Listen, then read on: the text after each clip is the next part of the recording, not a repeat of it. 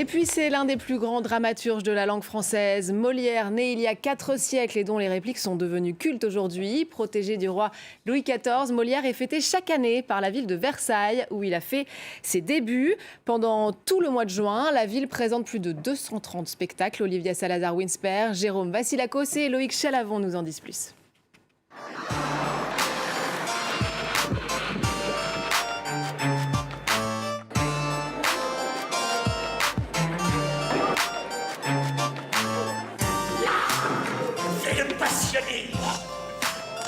De la comédie burlesque, un peu d'intrigue et son regard perspicace sur les mœurs de son époque.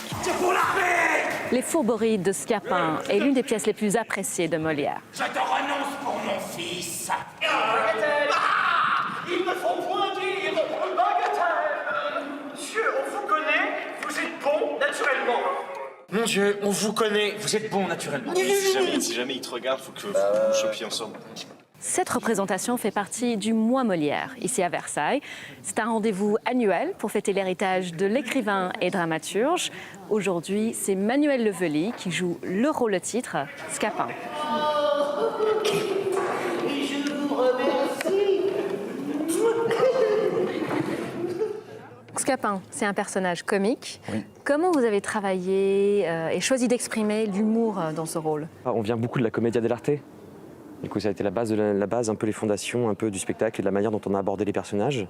Après, la différence avec tout ce qu'on a pu voir aussi sur les autres Scapins, c'est qu'on a un peu gommé le côté one-man show de Scapin pour en faire quelque chose de plus choral, en fait. Vraiment un spectacle de troupe. Vous avez raison, il y a quelque chose à redire à cela. Mais je serais d'avis que vous ne fissiez point tant de bruit. Et je ne suis pas de cette cabine. Et je veux faire du bruit de tout mon souffle. Molière pour un comédien, je pense que c'est d'une richesse infinie en termes de création de personnages. Je pense vraiment que c'est l'auteur qui permet le plus de composition. Moi, c'est quelque chose que j'aime vraiment beaucoup. La globalité de son œuvre, le champ des possibles en termes de composition est juste infini, quoi. S'il était là, je lui donnerais tout à l'heure de l'épée dans le ventre. Cette comédie en 3 actes est montée dans les écuries du roi, à quelques mètres du château de Versailles. Le metteur en scène, Emmanuel Besneau, a mis la musique au centre de sa création.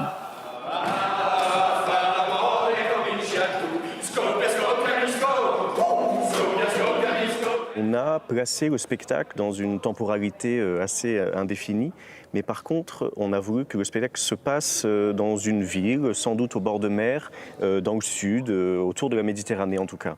Donc on s'est beaucoup inspiré des tarentelles italiennes notamment, pour donner cette couleur méditerranéenne au spectacle.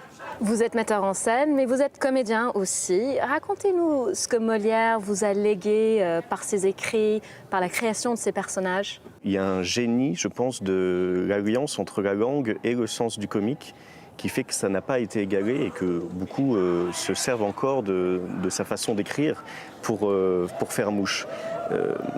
Je ne sais pas comment c'est possible qu'une pièce écrite en 1671 paraisse aujourd'hui aussi moderne et qu'on puisse se l'approprier aussi facilement et avec autant de liberté.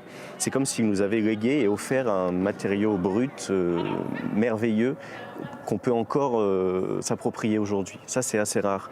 Il faut du haut et du bas dans la vie. Et les difficultés qui se mêlent aux choses réveillent les ardeurs, augmentent les plaisirs.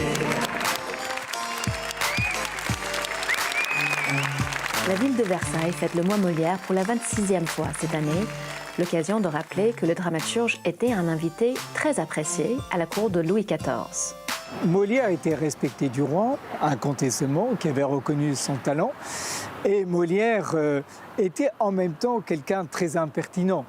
Et on sait bien qu'il s'est permis certaines choses, que son statut de protégé du roi. Il ne faut jamais oublier que tout de même, Molière avait pris pour parrain de son fils, qui n'a pas survécu, le roi lui-même. C'est tout de même un signe très fort de cette proximité. Mais il se permettait, à travers ses pièces, d'être assez critique on sait bien contre l'Église, qui est un pouvoir essentiel au XVIIe siècle, et aussi contre certains nobles.